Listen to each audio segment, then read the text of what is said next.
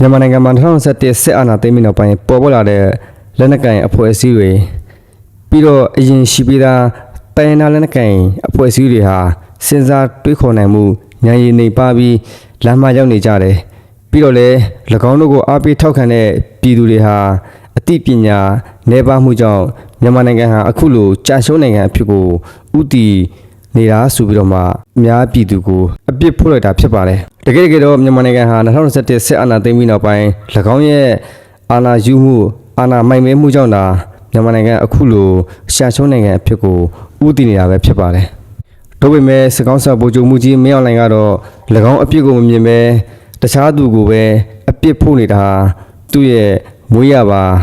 ဗီဇလို့တော့ပြောရမလို့ဖြစ်နေပါပြီနိုင်ငံနဲ့ပြည်သူကောင်းရာကောင်းကျိုးကိုမလိုလားတဲ့ပြည်ပနိုင်ငံတချို့နဲ့စဉ်းစားတွေးခေါ်ဉာဏ်ရည်နေပါပြီးလမ်းမကိုလိုက်နေကြတဲ့လက်နက်ကိုင်အဖွဲ့အစည်းတချို့အတိညာဉ်နေပါတဲ့အကြမ်းဖက်သမားနဲ့အားပေးထောက်ခံတဲ့ပြည်သူများကြောင့်ယခုအချိန်မှာမြန်မာနိုင်ငံဒီမအောင်မြင်တဲ့လောက်မအောင်မြင်ပဲကြာရှုံးနိုင်ငံအဖြစ်ကိုရောက်ရှိနေရတယ်ဆိုပြီးတော့မှမနေ့က88နှစ်မြောက်လွတ်လပ်ရေးနေ့အထိမ်းအမှတ်ဂုဏ်ထူးဆောင်ပွဲချင်းမြင့်တဲ့အခမ်းအနားမှာစစ်ကောင်းဆောင်ဗိုလ်ချုပ်မှုကြီးမင်းအောင်လှိုင်နေပြီးတော့မှထိုကဲတို့ပြောဆိုခဲ့တာပဲဖြစ်ပါတယ်ပြီးတော့လည်းစစ်တပ်ဟာ2020မှာ NLD ပါတီကနေပြီးတော့ရွေးကောက်ပွဲမှာမဲမတမာမှုတွေကျူးလွန်ခဲ့လို့အခုလိုမျိုးအာဏာသိမ်းရတာဖြစ်ကြောင်းလဲထပ်လောင်းပြောဆိုခဲ့ပါတယ်ပြီးတော့နိုင်ငံတော်၏အတိုင်ပင်ခံပုဂ္ဂိုလ်ဒေါ်အောင်ဆန်းစုကြည်ဦးဆောင်တဲ့ NLD ပါတီက2020ရွေးကောက်ပွဲမှာမဲမတမာမှုမဲလိမ်မဲခုမှုများကျူးလွန်ခဲ့တဲ့အကြောင်းအခြေခံပညာနဲ့တက္ကသိုလ်တင်ယူညွှန်နှန်းနေမှာပြဋ္ဌာန်းစာအုပ်တွေမှာထည့်သွင်းတင်ကြားဖို့အတွက်လည်း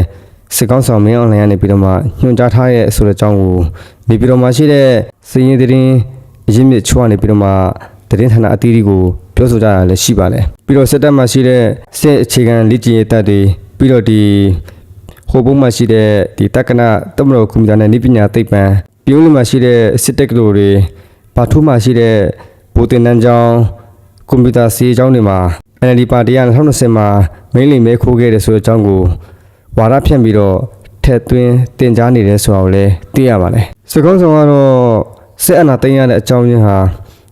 မဲမတမာမှုကြောင့်အာဏာသိမ်းရတာဖြစ်တဲ့အကြောင်းကိုတွေးတဲ့နေရာတိုင်းမှာသတင်းဌာနတွေရောသတင်းအခြား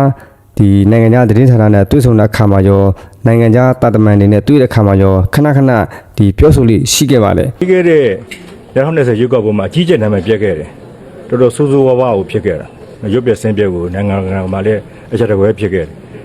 နောက်ဆုံးမှာတော့ဒီပြဋ္ဌာန်းချက်တွေတင်ညွှန်နှန်းနေမှာပါဒီထည့်သွင်းပြီးတော့တင်ကြားဖို့အတွက်ပါစီစဉ်လာခြင်းဖြစ်ပါတယ်